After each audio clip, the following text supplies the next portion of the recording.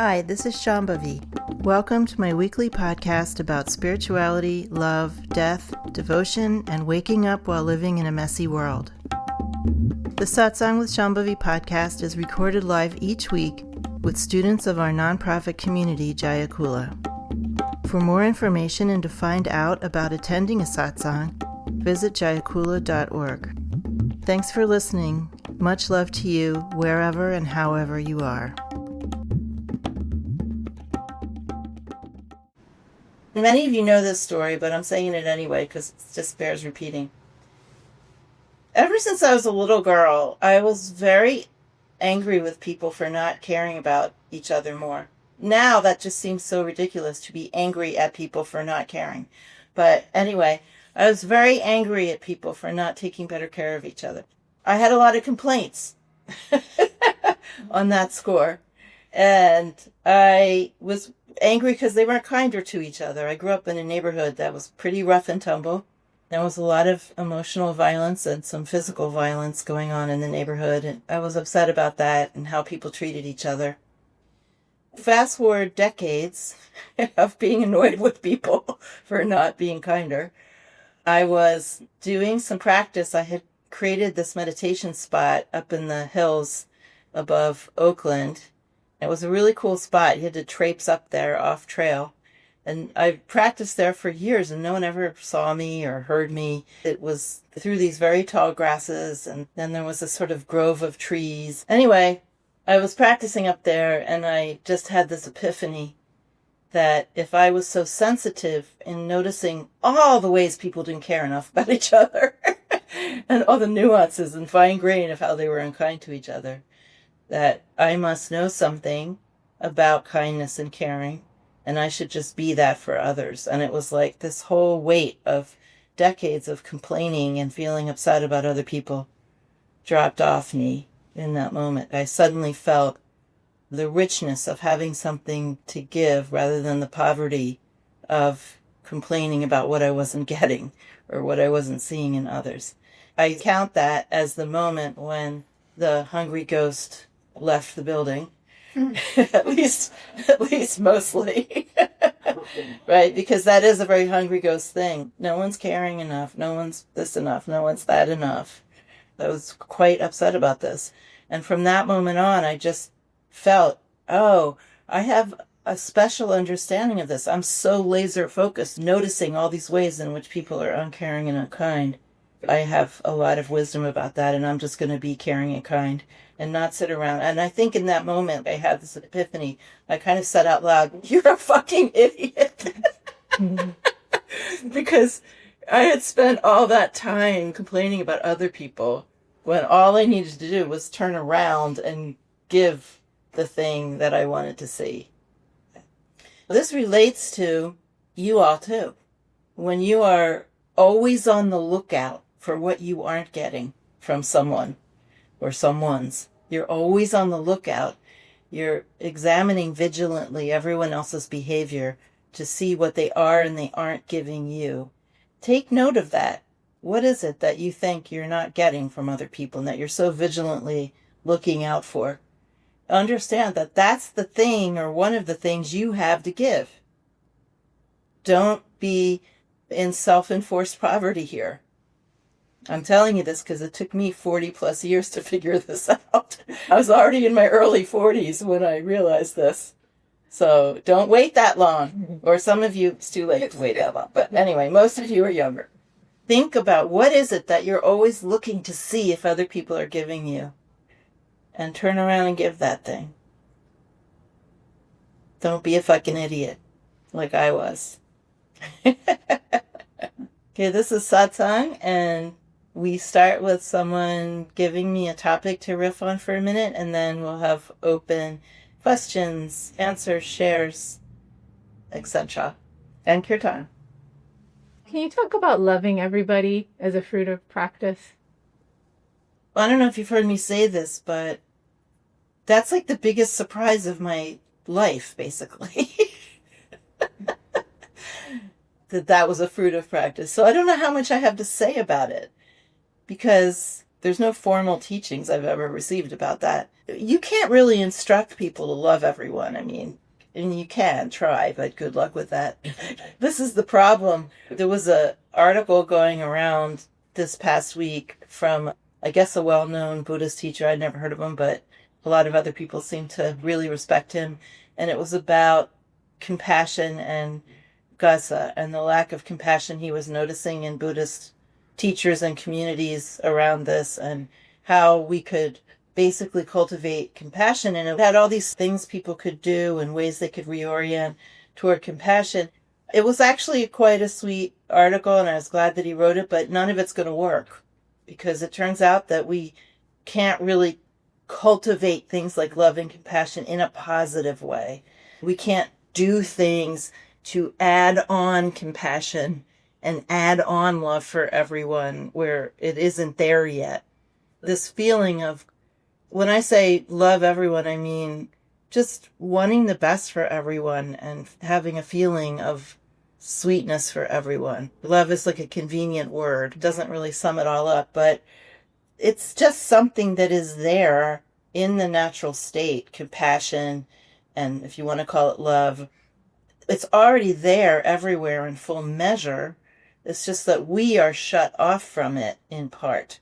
Not in whole, just in part. Anyone who loves a dog has availability to that love. Anyone who loves a plant. Anyone who loves their Tesla. It doesn't really matter what you love. If you love something, and everybody loves something or other, even if it's just like vanilla pudding, you know. You're really, really having mental problems and you're institutionalized and you just look forward to vanilla pudding every Tuesday. That's also an aspect of this. So we all have some access to it, no matter how limited. And the idea is that we're not going to try to add it in. We're going to try to destroy whatever is blocking us from just naturally embodying what's already there in full measure. Even though, like, I really appreciated that article, our approach is very, very different. And basically all I would say is that I practiced. No one ever told me I was going to love everyone. And then it just happened, you know. So let's just put it this way. Even though I might not be loving everyone in every moment, you know, if I get angry about something that someone has done, I only need to turn my attention a quarter turn and I can rediscover that feeling of sweetness again. I can't really say more about it than that, but it's a fruit of practice. Just that feeling of sweetness toward people and wanting the best for them and being able to find that in the midst of whatever other things you might be experiencing. And it just doesn't limit itself to your family or your friends or your spiritual community or your pets or nature or anything. It's for everything, including inanimate objects. So I don't have a prescription for it other than keep doing practice. And as you go along, like everything else, it's incremental. It's not like one day you hate everyone and the next day you love everyone. It creeps up on you. But basically we get more skill at turning away from our habitual reactions to things and toward that wellspring of the natural state of those wisdoms, those virtues. As we go along, we get more adept at finding our way back there, even in the midst of strong contravening emotions and circumstances. In my experience, that's what happens incrementally. So I'm sharing my experience. I have no idea what anyone else feels about this, but it was really clarifying for me, as I think I've said before, about issues of spiritual teachers and who should be teaching and the things they say about themselves versus their behavior. Because one of the adjacent things I realized was that you just get to a point where you are not capable of wanting to hurt anyone. And even though you might do that inadvertently because you're still a person, you are incapable of doing that deliberately or wanting to do that. I think that's really where now I draw the line with people who are in the seat of the teacher. Everything just snapped into focus. Shambhavi, you've talked about something to the effect that's rather silly to reserve love just for your partner or your family or your extended family or whatever. I'm wondering if you could address the fact that there are differences in the way that we love, that the love that you have for an intimate partner is different than the love that you would have for somebody on the street who you pass by. It is now, but it won't be if you stick around for a few lifetimes. I've got nowhere else to be. I might. There is a distinction, though, between loving somebody who you're in committed relationship with and somebody who you see on the street who you have a wellspring of caring for them because they're just a fellow being, whatever it is they're going through. And how do we manage that? You don't have to. Who gave you that job? But there are people that I'm closer to than other people. Why is that so important to Mark? Because the other I mean, that's your experience. Okay, let's just say that's your experience. That is my experience. Do you need to, make it into this edifice of identity? Can't you just let it be your experience and leave it at that? It can be. It's just the other way of talking about it feels very God-realmy to say just, oh, love everybody. Rather than recognizing that there's probably a distinction in how we love different people. There is a distinction. It's just not written in stone in nature. It's a conceptual, embodied distinction that you are experiencing. Let me ask you this. Whenever people, sort of a little bit in the human realm, ask these kinds of questions, yeah. Do you think that I'm God-realmy? No, seriously. No, seriously. You can say yes. You're one of the most practical people I know. Yeah. So,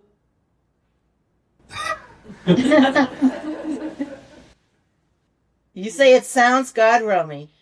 Maybe it sounds God-realmy in your head, or maybe it sounds God-realmy sort of theoretically imagining someone else saying that.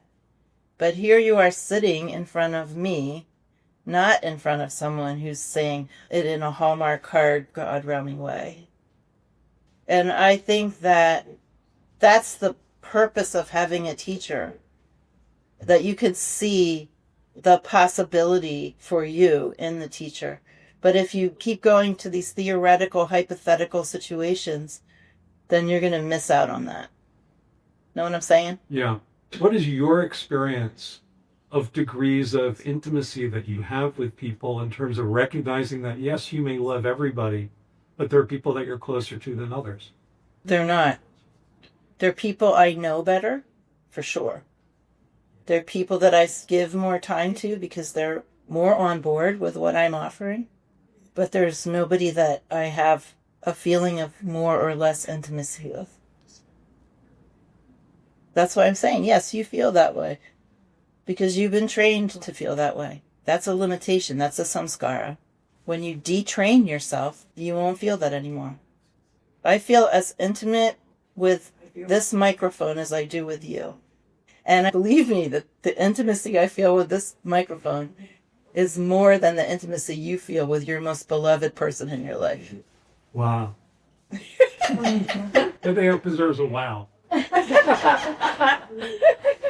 I get why it sounds like it could be a God-realmy thing from people who profess to be more awake or enlightened than they are, that go around touting things like compassion, peace. And it's also so mind-bogglingly unimaginable to feel intimate with that microphone. Like, I don't even have any concept of really what you mean by that. That's okay.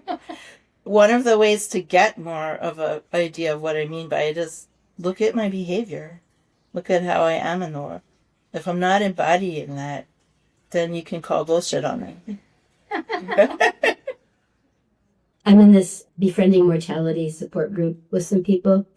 And so we talk about death and how we die in bodies. And one person remembers you told her that you shouldn't be an organ donor, that it wasn't good to, after you die, to cut your body up. And I wanted to check that out with you. That's because they have to do that right away the second that you die, the second that you're declared clinically dead in Western terms. That's when they have to take the organs out. It's not about attachment to my organs. It's about needing the time. According to these traditions, you're not actually dead just when you're clinically dead, according to Western science. And you need time to transition into the bardos, and that's a time when you're supposed to be doing spiritual practice and putting into practice that awareness that you've been cultivating your whole life. So if someone just like starts cutting you open, and I don't know what would happen to your practice of moving through the bardos of death in that case, but I assume that it would make it harder. And my transit through the bardos, or my having that opportunity, which you only get once per lifetime, you only get the opportunity to die once per lifetime. And in a sense, we're practicing for that. That's part of what we're practicing for, is to experiment with and maybe be more aware in that transition. I need all the help I can get, and I really don't think that being cut up and having my organs pulled out of me would actually be helpful. So it's more important for me to be able to work with that experience than to be an organ donor. I'm curious to hear your thoughts on loneliness and feeling alone. Well, my thoughts on it are that everyone feels lonely, and that some people feel very profound loneliness. And those are the lucky people. The people that can feel their loneliness very, very profoundly can really use that as a way to, weirdly enough, enhance their ability to be intimate with life and with others. We're all feeling loneliness on some level because we're all having a feeling of separation. And that feeling of separation in this tradition is called a navamala. It's a karma. And it's basically the root karma that we experience coming into this incarnation. And it's the karma that tells us that we're limited in space, that we're limited in perception. For that reason, we have an experience of loneliness built into us coming into this life. The whole practice is an effort to get rid of a navamala and reconnect with awareness to the larger self. When that happens, loneliness goes away. But until that time, loneliness is extremely painful, but it's painful in a useful way, particularly if we're not trying to ameliorate loneliness with poor substitutes for intimacy. A lot of people are trained, when we feel lonely, we'll do something to try to block out that loneliness or numb out from it, or socialize in ways that are not really fulfilling but temporarily distract us from our loneliness. But when we let ourselves just feel lonely and we don't try to fix it, then we can really feel something very profound about our human condition. Grief and loneliness are both the same in that way. They actually connect us to others in a beautiful way because we realize it's everyone's condition, or everyone shares that. It opens us to compassion and tenderness and makes us feel more of a sense of belonging. I mean, that's kind of counterintuitive. But the reason we don't get there, the reason why it's counterintuitive, is because most of us are so busy doing something with our loneliness that distracts us from the actual wisdom of it. And we also, in this culture, often feel shame about feeling lonely, because we're not supposed to ever feel anything bad ever, or be sick ever, or be poor ever. We have all these ridiculous things in our culture that create a lot of shame for people. But that kind of intense experience, loneliness is an intense experience if we really just let it rip. And it can actually be, like other very intense experiences, a vehicle for reconnecting. If you notice on a particular day that you are having some strong feeling of loneliness or separation, is there any practice things other than just kind of sitting with it? Yeah, that just pause for a moment before plunging into other practices and try to connect with presence, whatever way that you've been able to. Like, try to bring on the fruit of your practice. You've been practicing for many years, and I'm sure you have some experience of presence at this point. So connecting with that and just sitting quietly and just remembering that you are an aspect of that you're part of that's there for you. And you could do that through thinking of your teacher too. That's always a sweet thing that I do to reconnect if I get distracted. So basically it just means you're being distracted from your real nature. That's how loneliness happens. It's another way of saying a Navamala is like a Dzogchen way of saying a Navamala would be being distracted from your real nature. And my Dzogchen teacher always used to describe the practice as remaining undistracted from your real nature. This relates to something I was saying early on, that as we go along, we get better at turning back toward presence or our real nature or the heart or however we want to say it. We get better at turning back toward it when we're being distracted from it or when strong emotions and feelings of separation are arising. We get better at like, oh, right, I can do this thing. You're never unaccompanied. You actually are never alone, and you're never separate. Remember that, at least for a moment.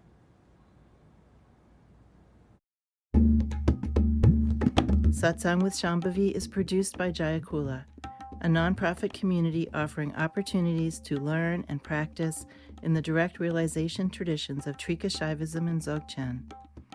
If you enjoyed listening, please help us keep this podcast and many other teachings open to all by making a monthly or one-time donation. Visit jayakula.org to make a donation and explore more of our offerings.